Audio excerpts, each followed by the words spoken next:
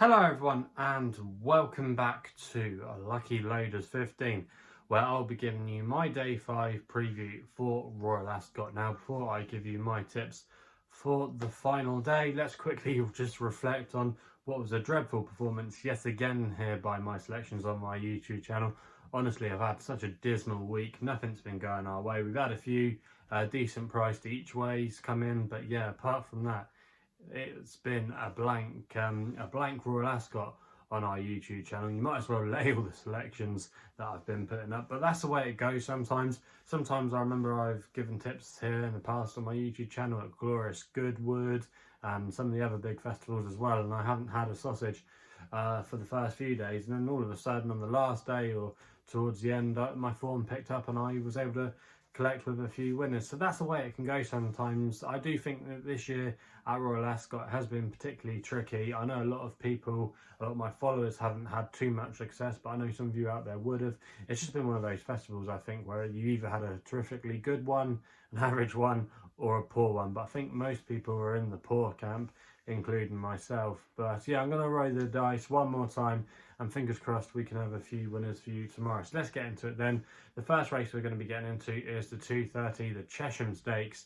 And this is where my nap is going to be tomorrow. I'm going to be putting up New Science for Will Buick and Charlie Appleby in the Godolphin colours. Now this horse, okay, he's only run once, but I have to say he was very impressive when winning on debut at Yarmouth. He was very well fancied in the market that day. He's 13-8 favourite.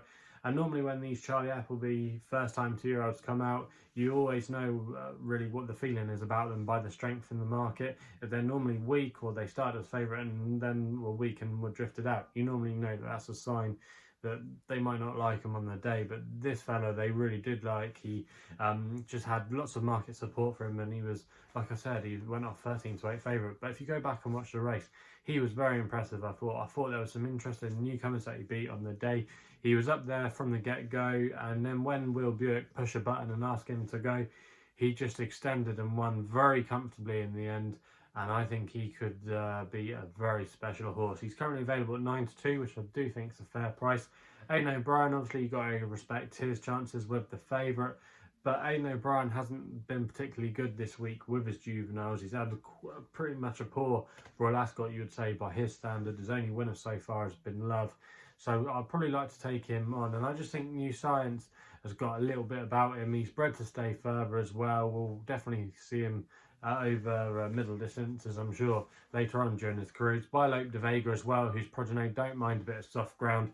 We're going to have soft going again, I think, tomorrow at Ascot, even though it might dry a little bit because there is no rain forecast for the rest of tonight and into tomorrow. So it should be okay, but it still could be a bit of hard work for these horses. But I think in New Science, I think he's got a really good chance. Pinatubo as well won this race for Connections in the past, so they know what it takes.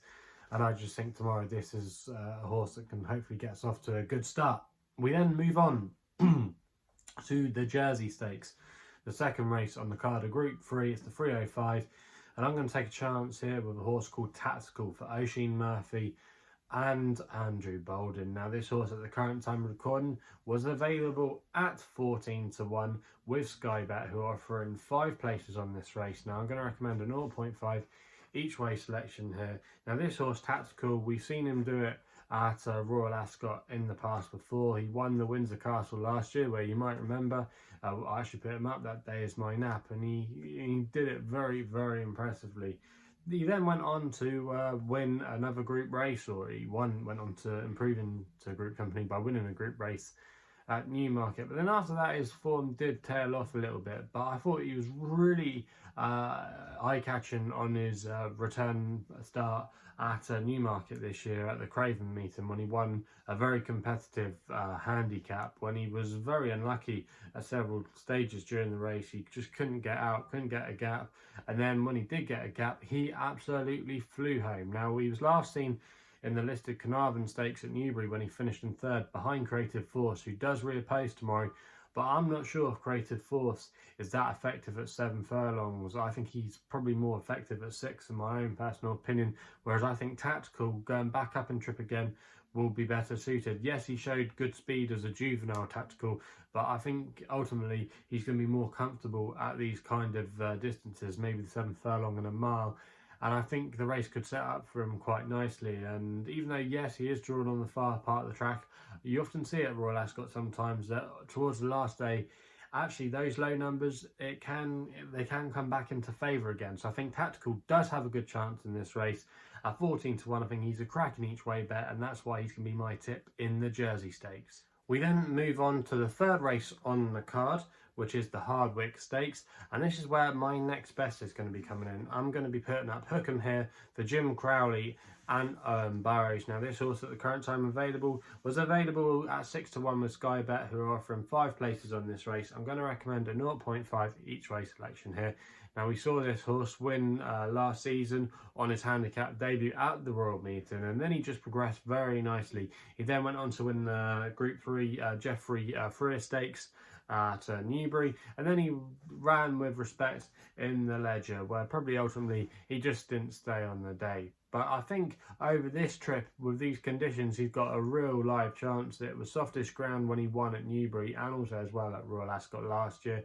And last time we saw him, he did a good job winning a listed race at Goodwood. I think he will be spot on for this. Burrows, okay, he's got a small team, but been going okay. They're operating at 25% strike rate.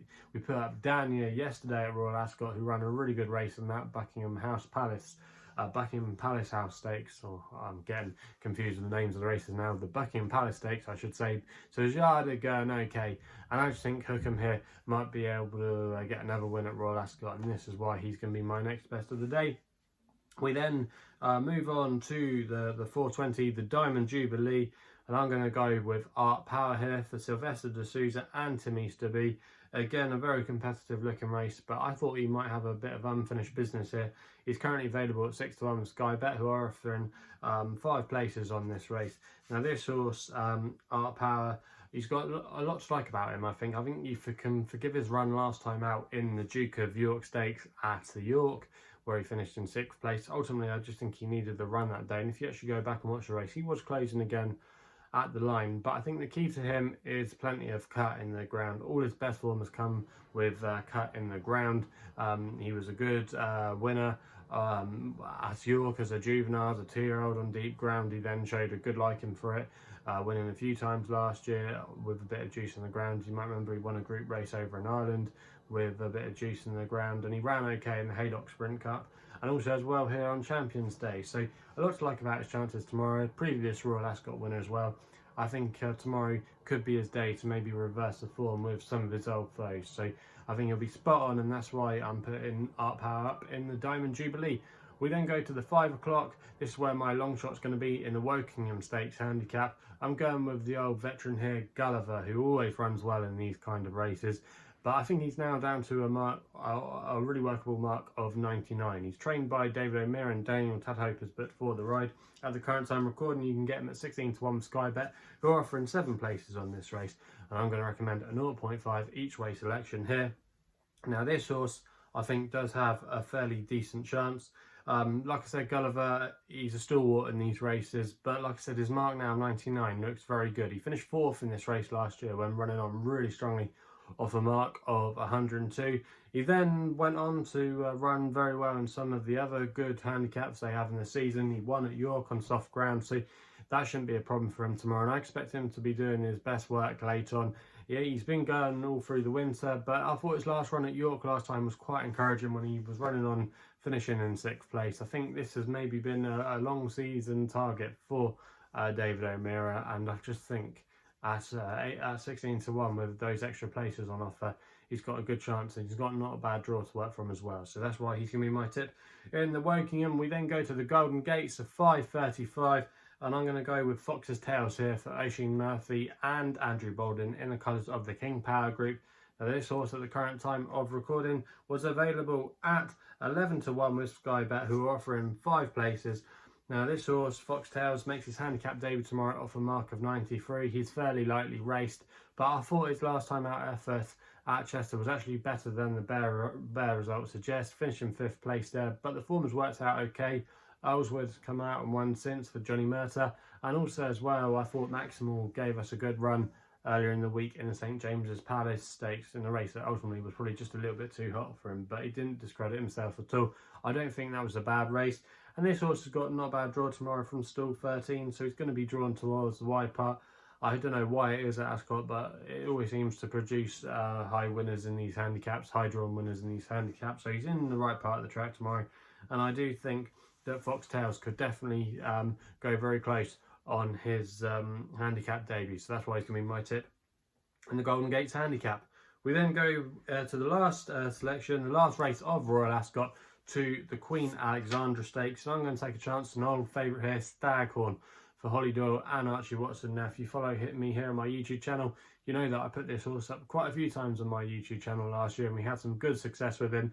He was a very progressive stayer as a 3-year-old when he won at the likes of Pontefract, Catterick, Goodwood as well. We won a few times last year, really did climb through the handicap ranks, and some of those efforts came on decent ground, and I was really excited for him for this season. Now, ultimately, he didn't maybe live up to those expectations when he finished 4th in the Sagaro Stakes, won by Stradivarius a couple of months ago, but I still thought it was a credible race, and I think ideally on deeper ground it's going to come to the fore to him. I really do think he'll excel in these conditions.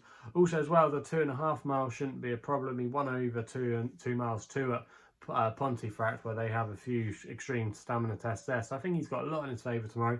It is a very competitive race, but I think at 9-2 you can get 5 places again with SkyBet. I'm going to recommend a 0.5 each way selection, and that's why he's going to be my tip in the Queen Alexandra Stakes. Anyway, thanks for bearing with me this week at Royal Ascot. Fingers crossed we can have some winners for you on the final day. If you're still enjoying these videos, remember to hit that thumbs up button and subscribe here to my YouTube channel at LuckyLoaders15. Also as well, if you want to follow me on Twitter, my handle is at LuckyLoader15, and if you want to know a little bit more about myself, my website address is www.chrisloaderracing.co.uk, so please scam responsibly. Hopefully we can have some winners for you tomorrow, and we'll be seeing you soon.